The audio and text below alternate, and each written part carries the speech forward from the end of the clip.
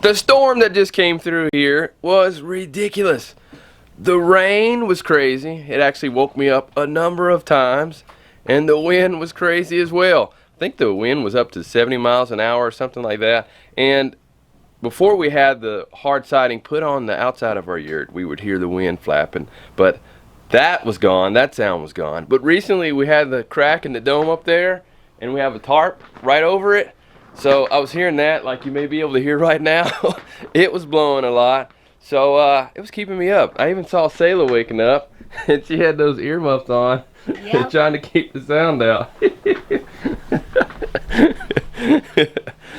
But it also did a little bit of damage outside. So let's just kind of check it all out. I know also down the road there was some trees that were knocked down on our neighbor's property. And they were relatively young trees, but they were the wind just blew them right out of the ground. Yep. Not too long ago, I graded this a little better so the water would flow this way, and you could tell the water was going this way. It was going this way big time, but there was just so much water. It just started a little bit started going that way. The rain was just coming down hard. I don't have a rain gauge that I'm using right now. So I have no idea how much rain came through when it came through this morning and last night. It was actually really early this morning. I think it was around 4 or something like that it came through. So a lot of farms have been affected by this storm that came through. Friends at Rose Creek Farm, they had some flooding, and a lot of some of their greenhouses had the plastic ripped right off. Our friends Casey and Tori at Honey Tree Farm, they had some flooding in their basement. I think their water was up to like 5 inches high in their basement. Thankfully, our main greenhouse here is okay. We just had a number of items that had just been blown, and the doors blown open. Just some bags blown. Most of our plants in here, they look fine. There's no damage in here, so that's good.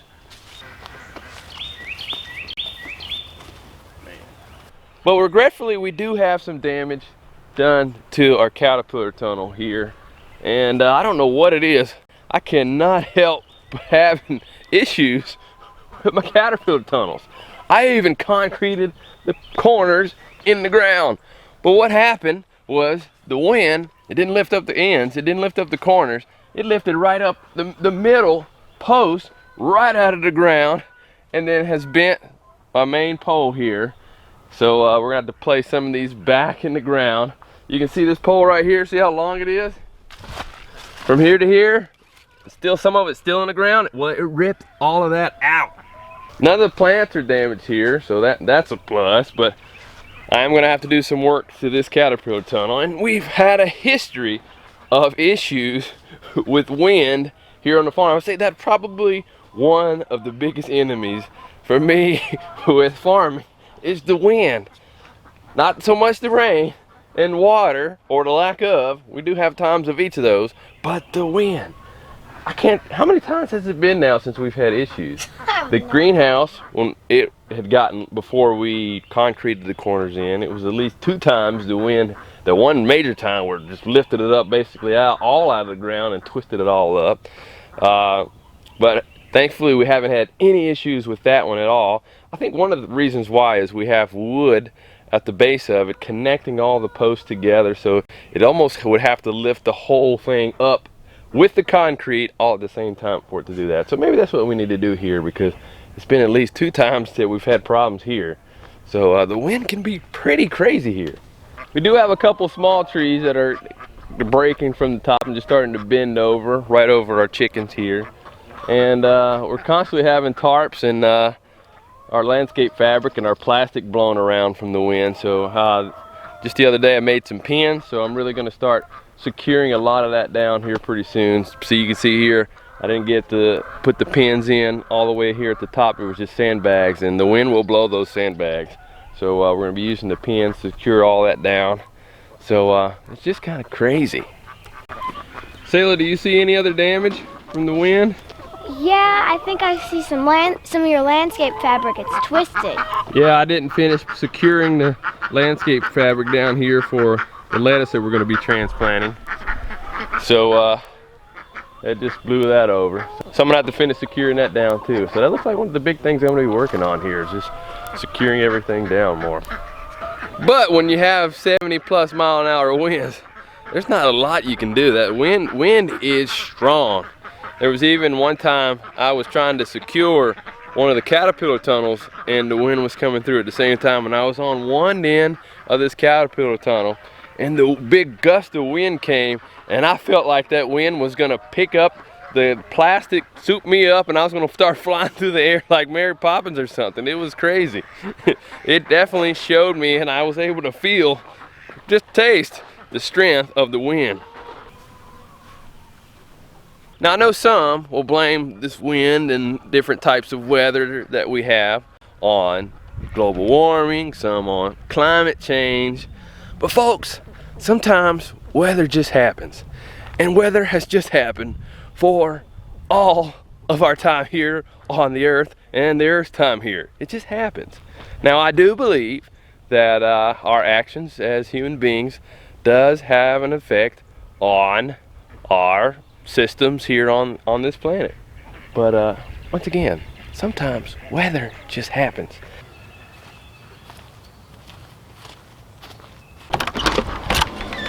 Since the temperature has kind of been all over the place, we've been keeping our more sensitive plants here in our grow room, which is where we start and germinate a number of our plants here. Well, pretty much all of our plants, as well as our microgreens. And right now it's pretty overloaded because I've really got plants like these peppers here that I want to transplant right away. But I think tomorrow night or tonight and tomorrow morning we have some more temperatures that drop down to freezing, right at that frost. So still can't quite take them out yet, but we have okra here. Lettuce will typically be here. We're always starting lettuce in here, as well as some microgreens here, some more lettuce here, watermelon, and other things that we've started. So right now it's just things are all over the place, and I'm ready to get them out of here into the greenhouse. And the reason they're not in the greenhouse is because we don't have it, we can't control the temperature in there yet. I'm just afraid that the temperatures will drop a little bit too low in there, especially for the peppers. They tend to be really sensitive. Good morning. Good morning. So you working on getting that thing up and going? Yeah, I figured since all the wind last night, it's amazing we didn't lose power because we normally lose power with windstorms. But I've thought, it would be really good to make sure we have some backup power if we needed it. So I think this is the perfect time to charge up our power station that we got from Blue Eddy. I was wondering last night and early this morning if we were going to lose power. We didn't lose power, thankfully, but we did lose the internet just briefly. In the past, we have lost power, and your brother was up here, and he actually lost power at his house, and I've heard some others have lost power too. So it just putting it more on our mind that, hey, maybe we need to get this thing going. Yeah. And be prepared. Yeah, because without power, we wouldn't be able to put our videos out for you guys to, hang out with us. That's right. We need power to put our videos up, power for our phones, and maybe even power to do different things like cook. You never know, but you can do those things without it. But it's always good to have power when you may need it, especially if it's like an emergency situation where you don't have it. Yeah, that's right. And we have some creature here that is on the window. I'm not sure where they grow these creatures. This is not a natural habitat for it. It's from outer space. Oh, that's even creepier. You're a crazy guy. No, don't do that. That's gross. He's building up immunity for sure. Stop, buddy. I partially kid about the immunity thing, but I do want to talk about that here in just a minute. But I also want to mention that some people, when I talk about some of these things, about preparedness and things like that, people are talking about, Mike, you're just promoting fear. And when I talk about the challenges that we're facing right now around the world, people say, Mike, you're promoting fear. I'm not, people. We're promoting preparedness and to help you get ready, be prepared, and be prudent, and have the things that you need for you in your household. It's really important. So that's what we're trying to do as well. Prepared for anything. Like last night, there were tornadoes. There were people that died. There were people that lost their homes, that a tree fell on their house. this is just random things that happen really, really fast. And it just shows you the need is there for you to be prepared for whatever happens in life.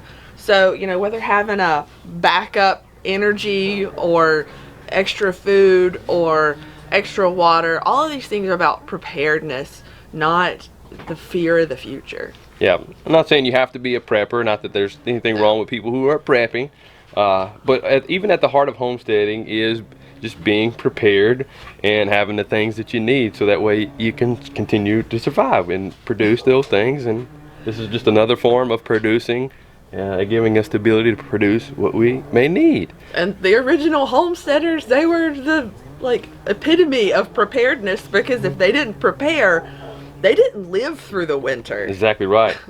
And back to the immunity thing. I do want to mention that some of the things that are being promoted right now are decreasing our immunities, decreasing our immune system. And I want to share some things that have really been on my heart, and I'm really, really, really, really trying to make sure that I say the right things here. One, not to offend people, and two, censorship as well. I want you all to build your immune system. I care about you people, and we care about all of us. And to build healthy immune systems, there's some things that we need to regularly do. And being isolated right now, that just decreases our immune system. When we're around each other and we're giving off good vibes, that builds up our immune system. So we need to think about what we can do right now to be communicating and connect with one another in ways, maybe some different ways, so that way we boost our immune system. Another thing is, we're being encouraged to stay indoors.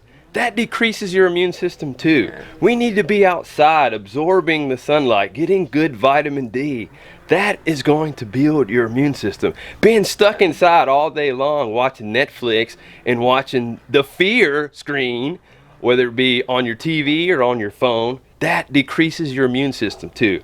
I just heard a really good video, and I'm gonna share. I'm not gonna share it here because one of the videos just got pulled off YouTube. For whatever reasons, I'll share it with our subscribers on email. But this video, this doctor talked about how fear shuts down the growth and maintenance of our bodies. And folks, that's real. Fear and stress just tear up our immune system and makes us even more susceptible to viruses and flus and all kind of stuff. Well, and you always hear that stress is so bad for your body. And fear is just another type of stressor on your body. It's not something new. It's just a different type of stress. So when you see these things as being a type of stress instead of calling it fear, you can see the damage that it can do to your body over a long period of time. That's right. And we've designed and developed a world, and even right now with things that are going on, a system that has constant stress and constant fear pumped into us at a rate that it has never been done before. We're constantly looking at these screens, and when we're seeing what we're seeing right now is constant stress and fear. We're watching the TV, constant fear and stress. And then when we are talking with each other, we're talking about the state of everything and the constant fear and constant stress, and like, we're gonna die! Oh! So that's just destroying our bodies and our minds, and it's not good, people. So I encourage you to cut off the screens and just do things to build your immune system. That's what's gonna help you the most. And to think on good things. Yes. To fill your mind with good things. And a wonderful exercise to do is write out all the things that you have that you're thankful for. And, focus on those things, and don't focus on what you don't have, because whenever you do that, you're going to go down the wrong path. And then depression creeps in and all these other things that are terrible for your body. And there's tons of other things that you can do too to boost your immunity that nobody's talking about. Nobody's been talking about boosting your immunity. No. They're always talking about keeping you away. Well, you can eat good food. You can start growing your own food to eat. You can, it's been proven that you get out in the dirt, there's microbes in the dirt that help boost your immunity. Right. And, drinking pine needle tea will increase your vitamin C. Drinking nettle tea, there's so many different things that you can do to boost your immune system, to make you feel better, and get you out of this funk of all you see is death toll numbers. And, you know, it's really sad that things are like they are right now. There's so many more things I want to say. Boy, I've got to hold back. But yes, I question a lot of what is being said, because we have a background in health and wellness, and we've done that prior to being homesteaders. And there's so many things that we could be encouraging people to do that's not being encouraged. I've heard nothing about what you need to do for your diet. People buying all these things, there's nothing that they've encouraged you to do to buy the right type of foods. None of that. It's none of that. Yeah.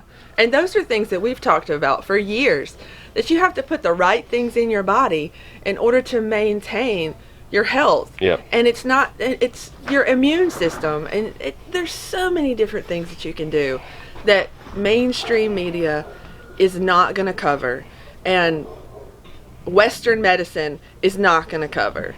Like, It's like they want you to be sick. Yeah. But don't let me start talking about that either. Can you tell we're passionate about this? Yeah. Like, we really want you to be healthy. Yeah. We want us to be healthy. We want everyone to be healthy and take charge of your health. Don't let someone else tell you what's good for you. You start researching. There's lots of things that you can research. You can go, we have so much information at our fingertips right now.